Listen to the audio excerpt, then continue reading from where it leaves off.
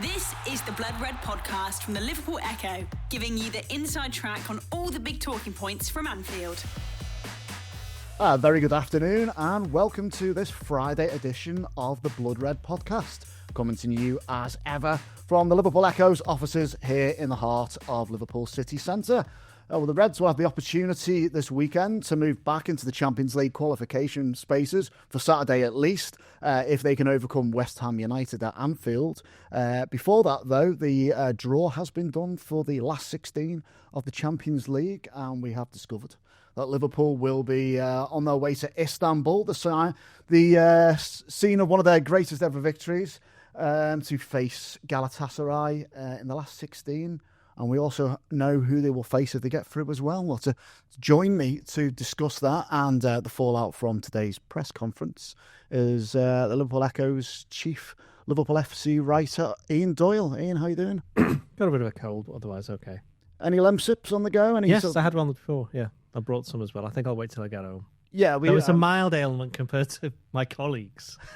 Yeah, I was going to say, a small cold deserves a certain degree of sympathy, but unfortunately, we are without Paul Gorse today, who is under the weather, shall we say? He is, yeah, he's not here, although he is working, and obviously Theo's not been here for a little bit, so we wish them both well in their quest for full fitness. Hopefully they'll be back for the last few weeks of the season. Do you think they've been gone long enough to constitute a whip around in the office? Or no. Is that just going too far? Come on. Fair. Everybody likes to laugh on a joke, but you have just taken things too far there.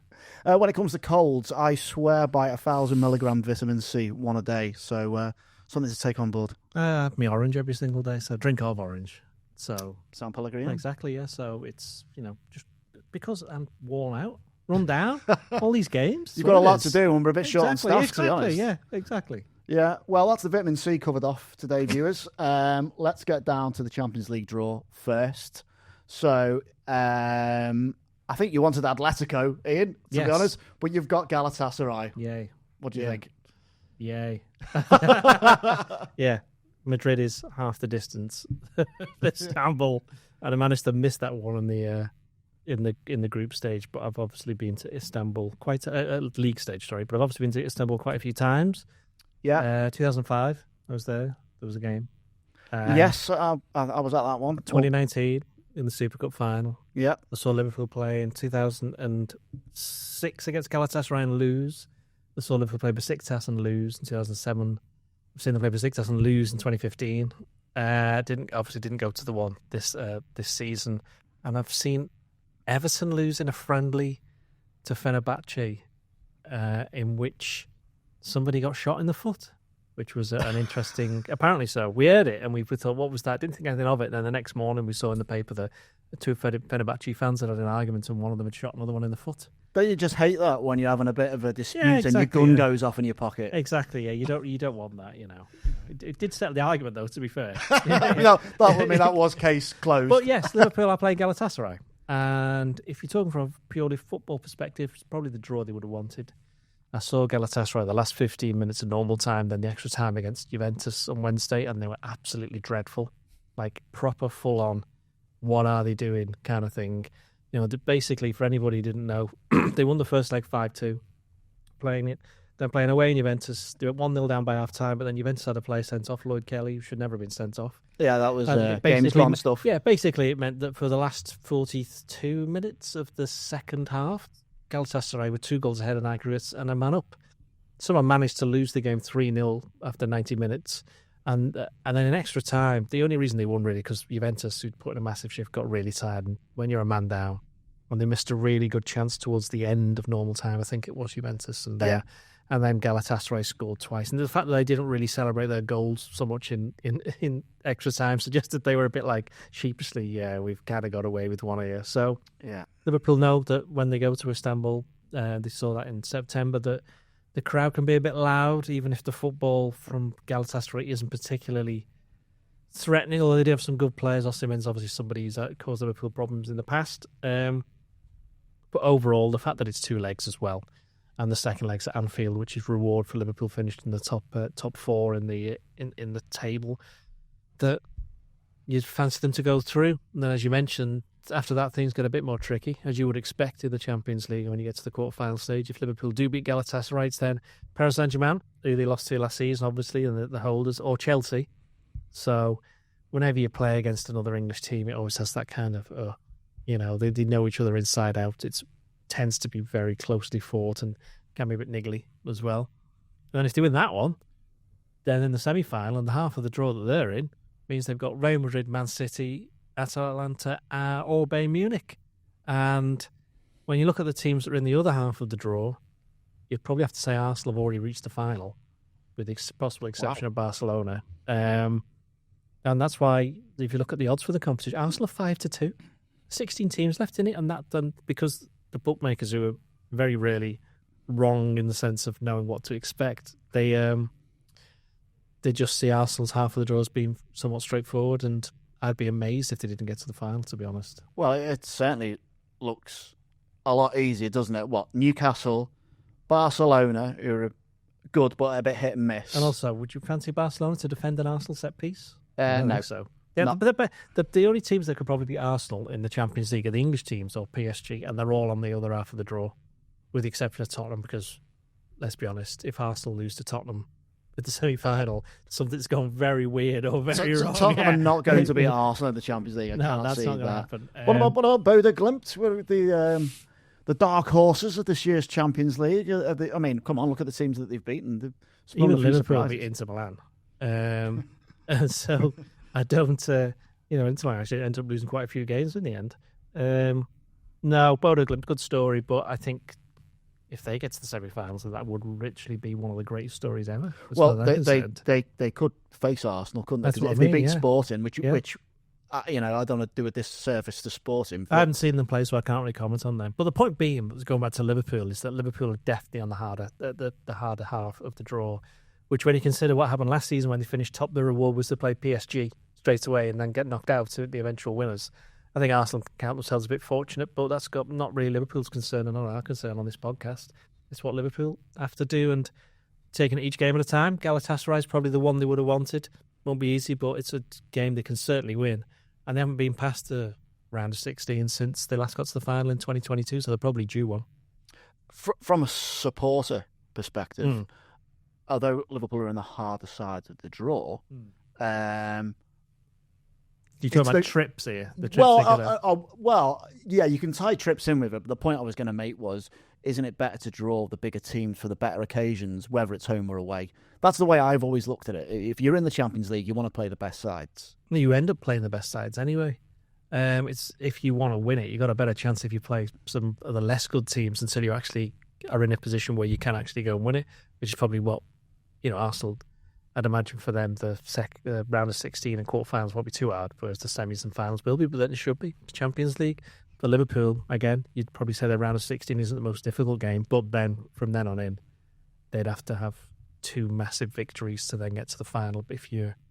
Even at Atalanta, they lost to them in the Europa League just 2 years ago. So, of all those teams, they played Galatasaray this season. They play Man City all the time. They play Real Madrid all the time as well. Atalanta they played 2 years ago.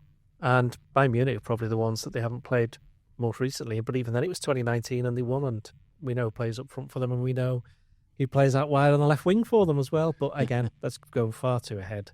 I think just Galatasaray's the game. Liverpool have a little, not so much bit of a score to settle, but I think they'll want to kind of justify themselves, do themselves justice in the sense of they didn't really do that in the game back in September, and that was the second game of the 9 defeats in 12. So I know there's a couple of games to come. There's West Ham, and then there's the 2 games against Wolves next week before the first leg.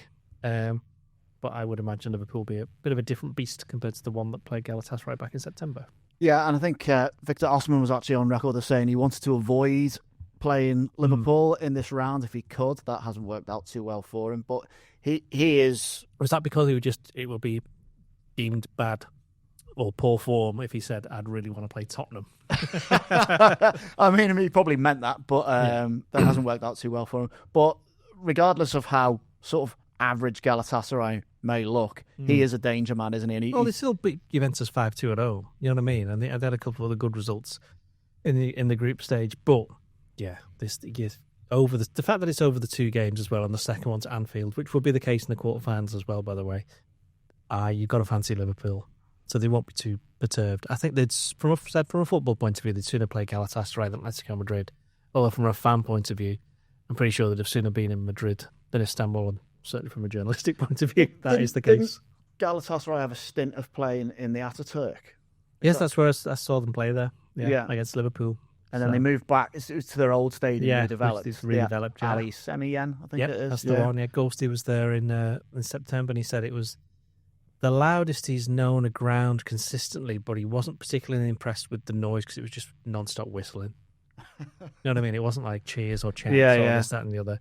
It was just from start to finish, just whistling. Well, having said that, I went to, as I say, Besiktas in the old ground. 2007, and that was the loudest I've ever seen. And there was only about 25,000 there, I think. Possibly a few more, but it wasn't like 50,000 or anything like that. But that was the loudest I've ever known a football I'm game. a firm believer that you don't need the biggest ground to make the best atmosphere. Some of these sort of modern stadiums you see today, multiple tiers. Well, it's based on the number of people you have in it. If you've got 60,000 people doing nothing, then it's not going to be very loud, is it? But if you've got 10,000 people making a load of noise, then that stands to reason. We have to be careful where football's going, I'm telling you. If we price out too many people at the wrong end, the atmosphere is going to be diluted. I think it's a problem. I think it's a problem at Liverpool. It's also a problem wider in the Premier League as well. And it's certainly not a problem we can discuss on this podcast because you've only got about 30 minutes. He's cut that one down. Cut off. I did try, viewers. Don't put that one on me. He's right, though. I do have an agenda, and that wasn't on it. I had gone a little bit bandit. Another time. So Arne Slot's presser was this morning. It was today, wasn't it? It was still today. Yeah, we're still on that day. Yeah. The main, Frimpong, as we knew, was back in training. Yes, and he's available. And is available, which is excellent good news for right backs, and certainly good news for Szoboszlai. Or any other midfielder who finds himself shoehorned in at right back. It looks like, I would imagine Frimpong's going to go straight back in if he's fit enough. I'm sure everyone would want that. Not so good news, though, for him that, and not only that, it doesn't appear to be a time scale on him. It was a strange one, wasn't it? I mean, he got injured in the warm-up against Nottingham Forest. That's the one. Yeah, last week. Yeah. Nottingham Forest didn't play afterwards. To be fair, Slot hadn't had a lot of time to have a look at him, or even the medical teams have a look at him and said, but we don't think it's anything serious. We're confident he could play against West Ham. And then to come out today, Friday morning, and said, nah, he's not playing. And to be honest, I don't know when he's going to be back. Now, that could be he's back on Tuesday. You know what I mean? Because it could, or it could be he's not going to be back for another 2 months. That's just guessing. But I would imagine it's probably going to be nearer Tuesday than 2 months out, to be fair, simply because of what they believe, what their initial prognosis of it was. It's an interesting one because he didn't have a particularly great game against Brighton in the FA Cup. Not awful game, but just not as normal what he's been up to in the last couple of months. And I wonder whether or not he's been feeling something for a little bit and it's just finally, he's gone, I can't really play on. That's just a guess, but certainly that's what happened in the warm-up. He felt something and said, look, I'm not sure I can play. And Liverpool took the decision that he couldn't. As Slot said, you've got to be 100% if you're playing in that position, not in terms of overall fitness, but you can't go in for challenges and do all this, that and the other if you hurt your back. If anybody who's ever hurt their back, you can barely put your jeans on. You know what I mean? It's like it hurts a lot. I'm going to come to that in a minute, but go on. It can be a bit of a pain. So that's a blow. And the reason it's a blow as well is because West Ham have come into a little bit of form. They might be, 18th? Well, they're not playing like a team that's 18th. They've lost one of the last 6. When Liverpool played at West Ham back in November, it was on the back of the 2 defeats to Forest and PSV, which was literally the lowest point. And where some people, were saying that Slot had 3 games to save his job, and sure enough, they won at West Ham, drew Sunderland, and it was Leeds, wasn't it, where they drew? So didn't lose. And then, of course, since then, they've only lost the 2 games, which were both in the last minute in injury time against Bournemouth and Man City. But West Ham were terrible that day. West Ham were the worst team I've seen this season play against Liverpool. But having watched them a couple of times on telly since, they're a lot better. And I think Liverpool that day had Wirtz and Isak in the starting lineup, and neither of them are going to be playing tomorrow. So from that point of view, it's a blow for Liverpool because they Well, they've scored a lot more goals recently when Mohamed Salah's been back, in particular, which we've spoken about a few times on this podcast. I think a lot of that's also been down to Wirtz, and for him not to be there. You saw against Forest, they struggled to create very much in open play. I think my worry is if West Ham decides to have one of their good days, and then Liverpool are going to have to, find something from somewhere in terms of creativity.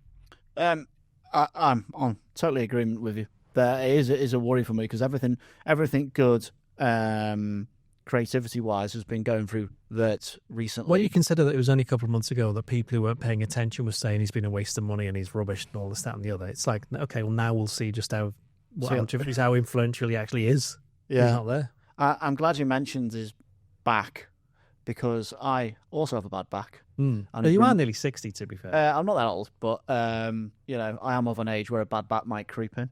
And you've reminded me I need to get some more tablets for it, which I will try and order using the NHS app. I can see where this is going. Can we all see where this is going? Have you ever used the NHS app? Yes. Absolutely. Trying to get an appointment on it. Yep. Bloody nightmare. Okay, I have to get Mrs. Garnett to try and help me with it to work it. If you're worried about your medical details being shared across an internet connection, you might want to secure it.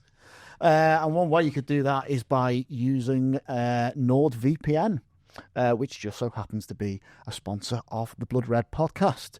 Some of the benefits you can get with NordVPN, apart from protecting your medical records, is it will protect all private data like bank details, passwords, and online identity. And you can use these features across 10 of your devices with one account. For more benefits and more information, download the NordVPN app to your device and click on the link in the podcast episode description below to get the best discount on your NordVPN plan. What country did you visit then briefly? Japan. Which I'm going to. You've never really mentioned it. Please, to get the best discount of your NordVPN plan, go to the link nordvpn.com/bloodred. Our link will also give you 4 extra months on the 2-year plan, and there's no risk with Nord's 30-day money-back guarantee. Get on board with Nord. Get on board with Nord, fix your back. Yes. Okay. No Wirtz. No, correct. Okay, so we've done that one. Creativity needs to come from somewhere. Yeah. I've got a team written down that I've selected. Don't do that yet. We're not at that point. No. But it hasn't necessarily brought in any fresh creativity.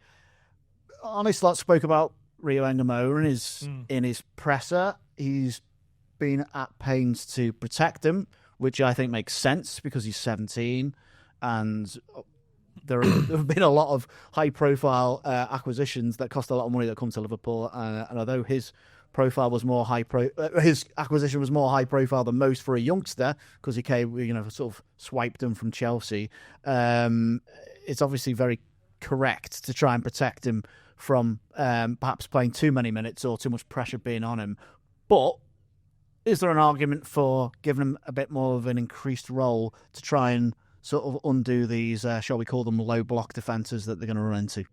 Well, he wouldn't start him, I think, which is what you're trying to ask me. I was trying to see if I could pull that out of you, but no, I don't think you should be starting him in this game or any Premier League game anytime soon.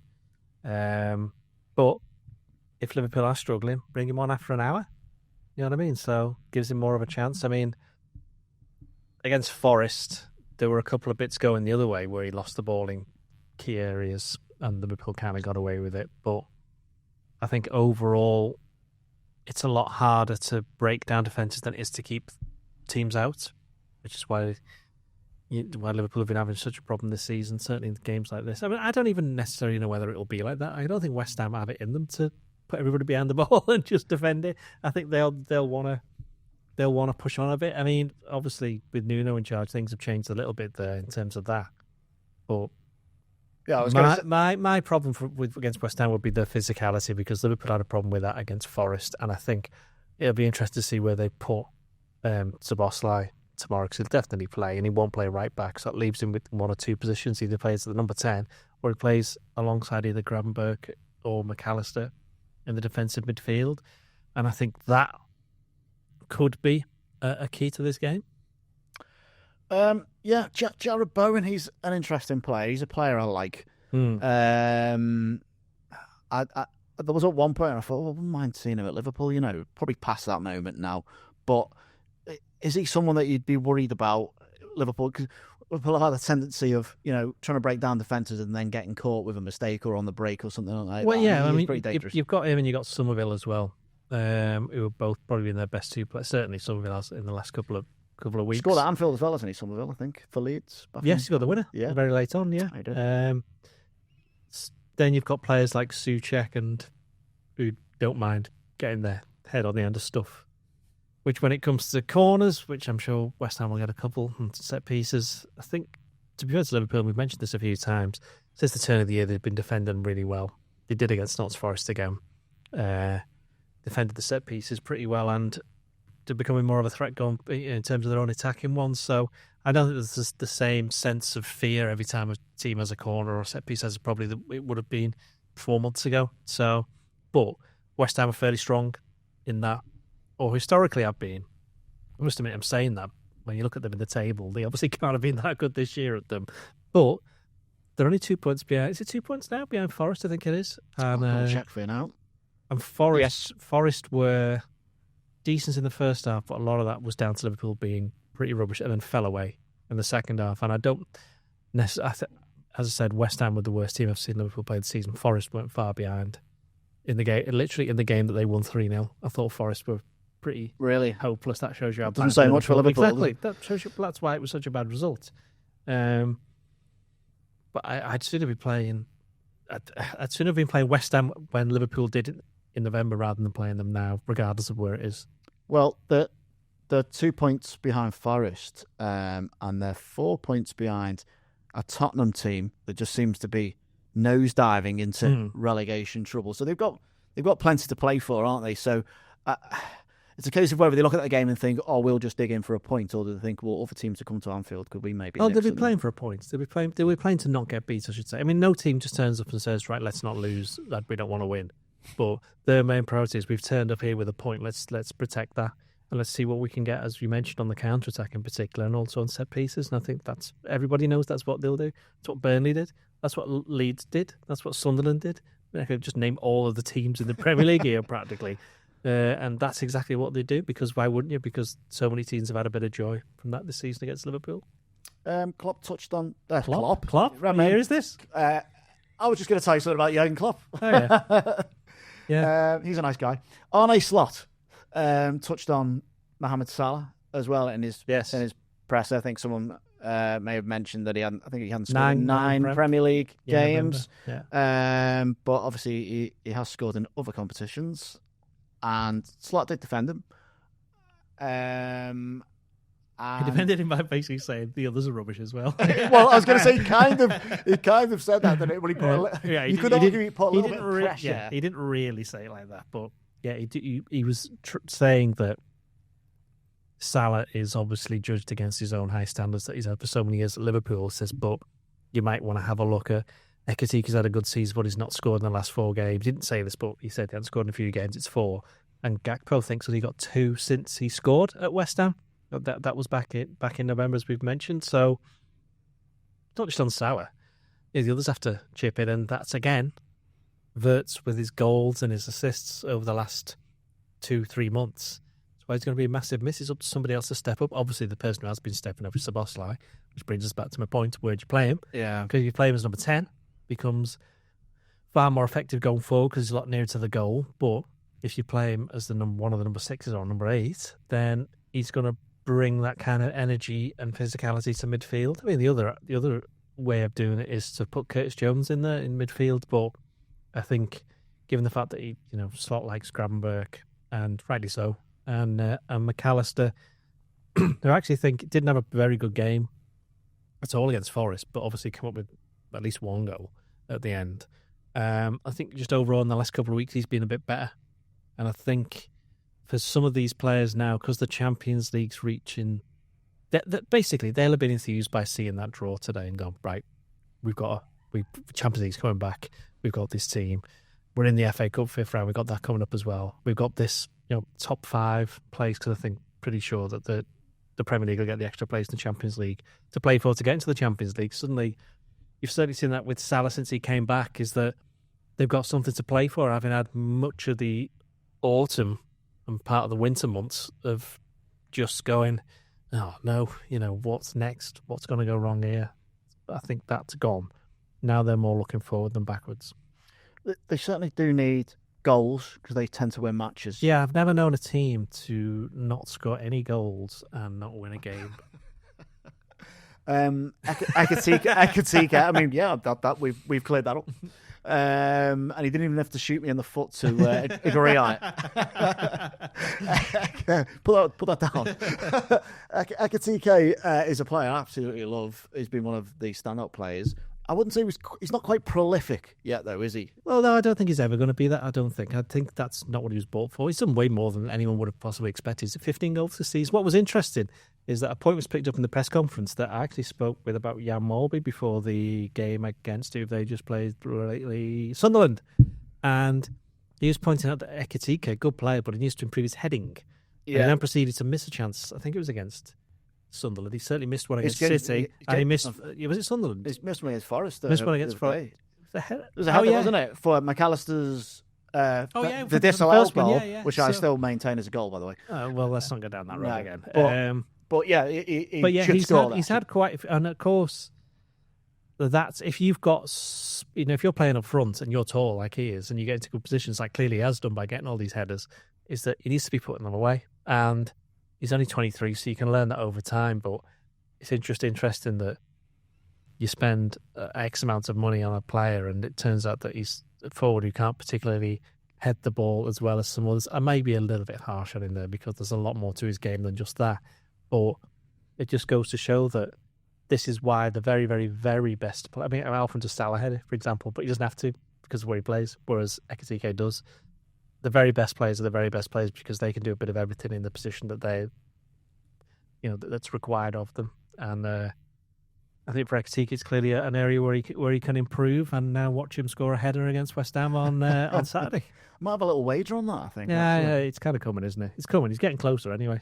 Yep. You'll be going to Galatasaray. I am, yes, for that trip. Yeah. Okay. I'm going to Istanbul. Outside the EU. I'm taking the plane now. I will not be going by boat. Oh, I'm pleased about that. Yeah. I can just see you coming up the Bosphorus. Yes. Ready for the match. If you are going, as you are, because you've just told me, and you want to keep in touch with me, Ian, you might want to use... But go on. You might want to, just for work purposes. You'll be in Japan anyway. I don't want to know about your life. I will be in Japan, actually, yeah. Is that so maybe it's you need to... If I want to keep in touch with Ian Doyle or badger him for stuff, or just keep where I'm up to with the game, I might want to message him. But data in Japan is out of control if you're a British citizen. So we would recommend using Saily. What is Saily? I hear you ask. It is a affordable, easy to use and sustainable eSIM service that gives reliable mobile and internet connections from anywhere in the world, including Turkey and Japan. Save money or eliminate roaming fees with affordable eSIM data plans in over 200 destinations and have a fast and reliable internet connection upon arrival in your destination. So when you turn up at the Ataturk Stadium, you can just switch it on in and you get all the local news from back home. Indeed. Excellent. For more benefit to more information, download Saily in the App Store. And I believe there's a promo code as well in our description box below. Well done. I've covered off my commercial obligations. You have, yes. Let's pick our teams, I think. Was there anything else come out of the press conference? I'm trying to think. You're going to have to raise it because they're not in my notes. Yeah, we did Engamo, we did Salah, we did Wirtz, we did Frimpong. I think that was everything, wasn't it? I think, we've just kept it running smoothly up until that point. Without further ado then, let's have a look at teams then. So, Slot did big up his goalkeeper, Alisson, so we can assume that he'll be staying in sticks. I think he'll be in goal between now and the end of the season, unless he gets injured and Mamadashvili has to come in, which is never off the table. Well, with Alisson. What I was going to say with Alisson is that you've noticed that he doesn't take the goal kicks anymore, does he? He doesn't really take the goal. He must have taken one recently, but I can't seem to remember him taking one. And I think that possibly since his hamstring injuries, he's a little bit afraid to kick the ball really hard, which is fair enough. And he has had a few distribution issues, actually, hasn't he? Or a few wobbles. That's an interesting... I hadn't really thought about that, if I'm honest. So I will look at... I did see them take a short goal kick against Forest, pass it around a bit, and then pass it back to Alisson, who had to punt it up the pitch anyway. Well, it feels like wasted a bit of time. It worked. Alisson in goal, back four. I put Frimpong straight back in, to be honest. I know that's a bit of a risk, but we've now reached the point where Liverpool need to be winning all their games, and if you're fit enough, you're playing. So he's playing Van Dijk, Konate, and Kirkes. Yeah, I've got exactly the same back four. I see no reason to not put Frimpong back in if he's fit. We definitely need him on the pitch. I guess expectations might be a little bit tempered by the fact that he's been out for a few games, but hopefully he can get up there and support Liverpool's attack to try and break West Ham down. I suppose with Frimpong in, then that frees up Szoboszlai or a other midfielder to assume a regular midfield berth. But how would you line this one up in midfield? I'm going to start with Szoboszlai and Gravenberch as the deeper midfielders, and I'll put McAllister in the number 10. Start with anyway. We'll see how it goes. Is this on the back of his success late on against Forest? Yeah, and also I think it'll allow Liverpool to have a bit of a foothold in terms of winning any kind of midfield battle that might be going on in the opening stages. It sounds like something I'd write as well. Maybe you should do that straight after this show. Yeah, so I've gone the other way, although I kind of do get why you've gone the way you have. I've gone Szoboszlai further up with Gravenberch and McAllister deeper. I do get the concern, though, around sort of McAllister. He doesn't... The thing about that is that the concern is only just come from the Forest game. Let's be honest. It has. I mean, I think he's not afraid of getting stuck, and he did play as the sole number 6 for basically the best part of half a season under Jurgen Klopp before Endo came into the team. Yeah, but there's no denying he's not been as good this season. No, but I'm saying is that over the last couple of weeks he's been better. Not the Forest game, but the last couple of weeks he's been better, and I don't think it's been a question of him not being able to do things in terms of physicality, because he's not changed his shape or anything like that. It's just that he's probably not been playing with sufficient confidence. And, Gravenberch had a particularly poor game against Forest as well, and he's another who hadn't really had much problem with until I think the last couple of weeks. Maybe some teams have got in and around him, and I think that's why I'd like Szoboszlai to be back there. To be fair, he has got off a little scot-free on some of these pods. Gravenberch, we've criticised McAllister a bit and not mentioned his teammate too much. But I suppose looking in the longer term probably tells me that they need to get a bit more of an enforcer in there, I think. Well, I think again, would Endo have started one of these games? I'm not entirely sure, but he certainly would have come on at some point. Maybe. We'll never know on that one. But yeah, so Russell Szoboszlai in the number 10 then with Gravenberch and McAllister behind him. What about up front? Oh, well, up front, Salah, Akatika and Gakpo. Picks itself. Yeah, don't think he's got too many other options. Chiesa, Rio and I think in terms of changing the team around, the FA Cup game against Wolves next Friday would be the one where he might change a fullback or two against Wolves in the league game next Tuesday, but I would imagine it's the FA Cup one where you might see a bit more of Rio.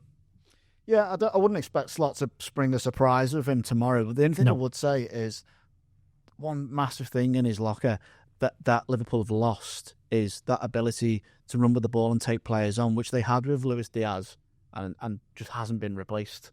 I don't think this season. So if he was 23, we wouldn't be having this conversation. We'd be like, get him straight in. But if he was 23, he'd be playing. Yeah. In fact, if he was 23, he'd probably been playing and got sold to Real Madrid. Probably gone by now. Yeah. At Madrid now, speaking fluent Spanish. Hopefully he gets a good run out, and hopefully it's not because Liverpool are just really struggling to break a team down. But people are excited to see him, so I think that's a good thing. But don't put too much expectation on him. He's only 17, and I don't know what you were doing at 17. Well, actually, you can't remember what you were doing at 17 either, can you?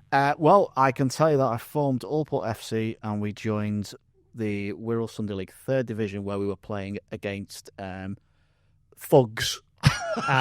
Right. What position were you playing? Right back. Right back? Yeah. In the dressing room? Quite. Yeah. Well, that's the left back. I know, but I wanted to make it work. Fair enough. I mean, it might as well have been. It wasn't brilliant. It took us half a season to win a game. We won one. Oh, we got there eventually. We got promoted eventually, and went. Not that season though. This was 19. Not that season though. That would have been some comeback. This was 1997. Yeah. But So I was playing. You were 28? I was still 17. Very young. Very young to be playing open age football. We're getting eaten alive by animals. But yeah, I certainly wasn't. For you. I certainly wasn't doing what Rio Ngamoa is. So good on him, and we look forward to seeing him play, hopefully tomorrow, and plenty more in the future. All right, let's get to predictions then. There's only two of us, so it shouldn't take too long. What do you reckon? We can drag this out for as long as we want. Let's have a go. No, let's not. I said Liverpool would win at Forest, didn't I? To be fair, I said they'd win at Sunderland as well, I think. But I'm not sure it was on this podcast, but I was just talking to myself. I think they'll win. You know, I'm going to go with 3-1, and Salah will score. There you go. Right, before I give you my prediction, is you were right. You were going to drag this out. Yeah, I've decided to, because I thought of a question I was going to ask you earlier. Okay, but go on. Give us a question. But Liverpool weren't great shakes against Nottingham Forest. Yeah. Is there a danger of history repeating itself here in terms of that, or is it a case of they've been read the riot act and it's? I don't even think it's that. I think different opposition, different circumstances. The only worry you could possibly have is it's 3:00 on a Saturday and Anfield's not used to that. And some of them are at 3:00 this season. I think Burnley was at 3:00, wasn't it? I think it's the old thing, isn't it? It's the crowd needs to be up for it, but then the players need to help the crowd get up for it. And if they play a first half like they did against Forest, it won't happen, which is why that won't happen. So a fast or a good start is important. I think for this particular game, I think Liverpool are due a bit of a, not even so much fast, but convincing start. They need to convince themselves. They can't just keep on taking forever to play their way into games. This is one where I think West Ham will look to start strongly, and I think Liverpool could catch them out. I am going to go for a 2-1 victory to Liverpool. I think it's going to be quite tight. I'm just a little bit worried that old Nuno is going to have a few strategic tricks up his sleeve to try and frustrate Liverpool, which could, as you've said, could frustrate the crowd. But I'm hoping that Liverpool will have enough to edge it. Well, the team and the crowd should be used to it by now. Let's be honest. They should know what to expect. Yeah, and that might be half the problem. You've got a bit of a treat tomorrow, haven't you? Because I'm joining you in the press box. Yeah, that's a sad day, isn't it? It shows you how far we've fallen that we're taking on anyone just to come to the game. But you will be joining us, yes? Yes, I mean, that has filled me with confidence to perform an excellent job. You don't have to talk about some of your favourite topics anyway. You'll just be able to do your work. Excellent. Well, I'll just speak to you at the end. Yeah. Well, I'll look forward to spending some time with Doyley tomorrow once again. But that does bring us to a close for today. So thank you to Ian Doyle for joining me. And for that, thank you, Rich. And for that, thank you for hosting. You never really get a chance to anyone say that to you, do they? So I don't really. I just thought I'd say thanks. For your sterling efforts of recent weeks, stepping up to the plate, especially with Theodore not being here. Indeed, and no ghosting today as well. And I feel like you've gone some way to redress the balance of dumbing down my inclusion in the press box tomorrow. So yeah, thanks. No problem. That's enough of Ian Doyle and me. You've been watching the Blood Red podcast. We'll be at Anfield tomorrow. We'll have all the usual reaction and shows next week. So stay in touch, and we'll see you soon. You've been listening to the Blood Red podcast from the Liverpool Echo.